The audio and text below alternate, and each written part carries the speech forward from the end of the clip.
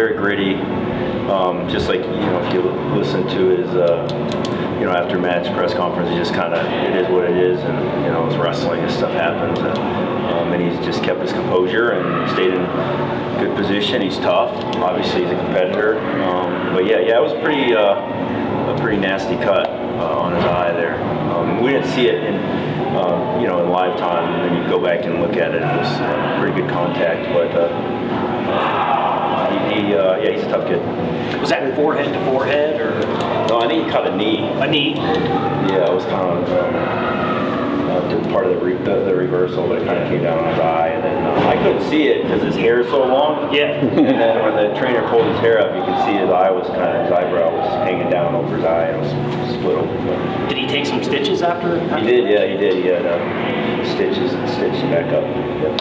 Cael, Josh has another tough one this week. What did you take away from his match with Buchanan, good and bad, and do you think that's going to really help him moving forward? Yeah, I think that it's a big match. You have the number one kid in the country that's obviously very good, has a lot of experience, and he was in the match until the third there, right? I mean, I think we were down 2 seconds of riding time, unfortunately. So some things we got to kind of tighten up. But I think more than anything with him, I think we just got to kind of reevaluate our training plan that week with him, because he kind of was a little tired early, which is really obviously unlike him. So, but yeah, he's scrappy, and he's getting better, and he's a guy you can kind of see and feel the difference, that he's getting better every week. So we still got a lot of time before the Nationals, so I think we can kind of help him. He can help himself kind of keep jumping levels between now and then. Shane's response after Nebraska, and certainly the other night, is that what you expected to see from him after taking a loss? Yeah, I don't think, it's a Big Ten, so you're going to have a lot of the best guys in the country, and you're going to see them, and we're going to see them again. So, you just don't get too high or low, win or lose, right? You always got to be kind of in the middle, so to speak, just as far as your attitude and mentality. So, I don't think he's going to keep giving his best effort. I mean, that's what Shane does. He moves forward, and he looks to score points. So it's more about that than it is wins and losses.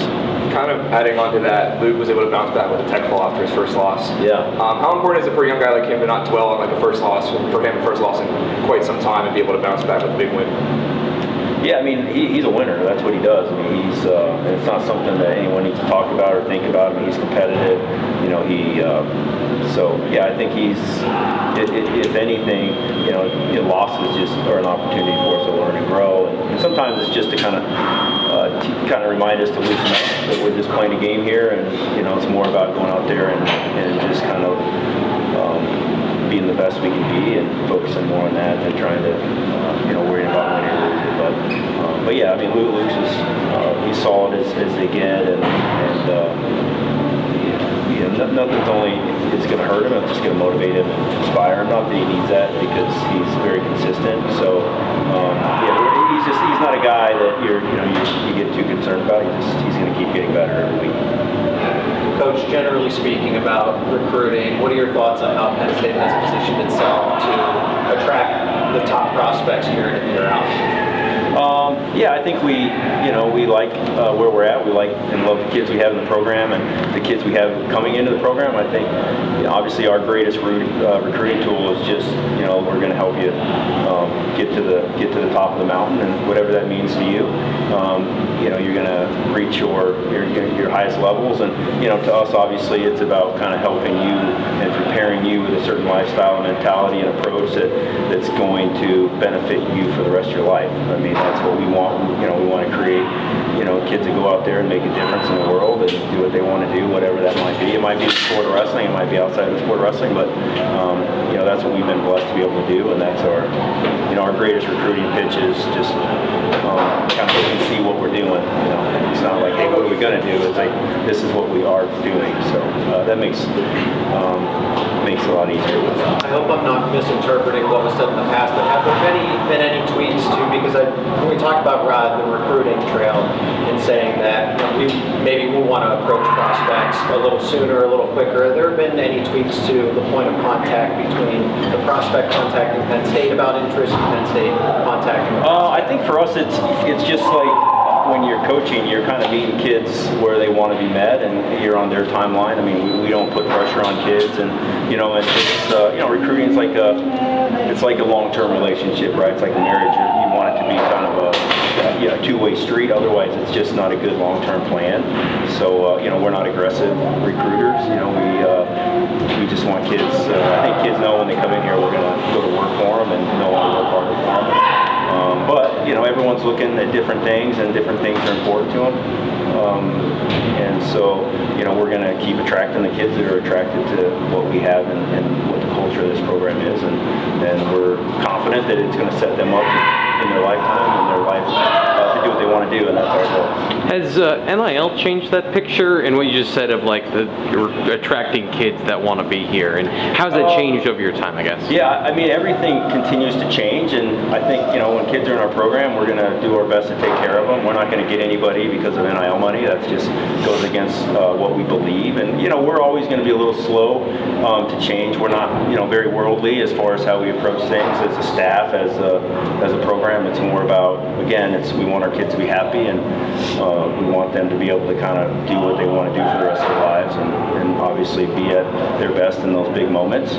But at the same time, you're going to take care of your kids. I mean, Penn State has a great alumni network of very loyal people, and but our focus is always big picture, long-term stuff. I'm gonna have to ask, but Bo Bassett named Penn State as one of his top 4 for his choice when he chooses where he's going to go tomorrow afternoon. Whether it comes to Penn State or not, do you have anything you'd like to say about him and the time you're able to spend with him during his recruitment process? I don't think I can talk about recruits at all. So I will not, answer that question by answering that question, or by not answering that question. Cael, I got one for you. It's not wrestling related. After your match on Sunday, there's a prominent Penn State alum in a pretty big game. Any thoughts on the game or Saquon Barkley at all, or is that just not really? You got to get right to the point with me. I'm sorry. I'm sorry. Barkley's a beast. I mean, he is just fun to watch. You knew when you were watching him when he was here at Penn State that he was something special. One of those athletes that just don't come around very long. So, but yeah, he's a lot of fun to watch, and obviously any Penn Stater would take a lot of pride and just enjoy watching him do his thing. Speaking of NFL players, Micah Parsons is a constant vocal supporter about Penn State wrestling. So what does it mean to have that crossover from football to show so much unwavering support for your program?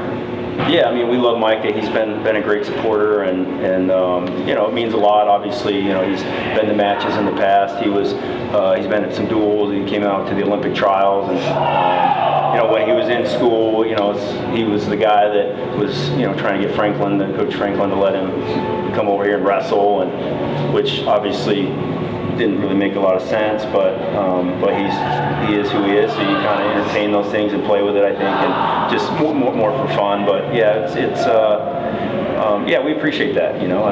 We obviously love our sport, and we love all sports, and appreciate anybody that gets up and goes to work every day. So he's definitely he's like that Barkley. I mean, you got 2 of the best players in the NFL that representing Penn State. It's pretty cool. At any level in your past, did any football coaches come after you or try to make a pitch? To play football? Yeah. No, not yet, but I'm waiting. I'm waiting. No, I played football in high school, so I really loved the game. I was extremely slow, but I love the game of football. I'd say Coach McDermott's a good friend of mine, so I really appreciate kind of communicating with him and kind of bouncing ideas back and forth. But yeah, we love football. I mean, it's just. It's just like everybody else in the world. It's just a lot of fun to watch.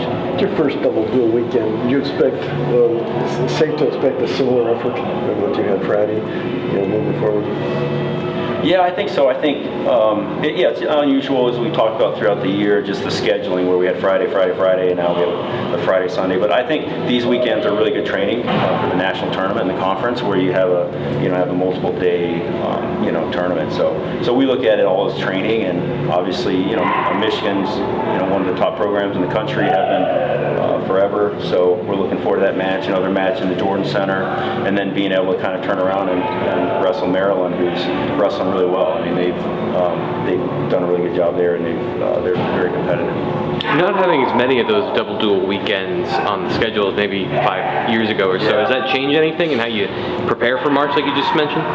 Yeah, I mean, I think we've been taking those things into consideration in our training, and we kind of just prepare for the next match, and with obviously with the big picture in mind, but we don't overthink or underthink anything. I mean, it's just kind of go with the flow, but just make sure we're getting what we need to get, whether it's one match. Because I mean, to win the nationals, it's 3-day tournament, and if you're winning, it's 2 a day and then 1, and just so you keep these things in mind and.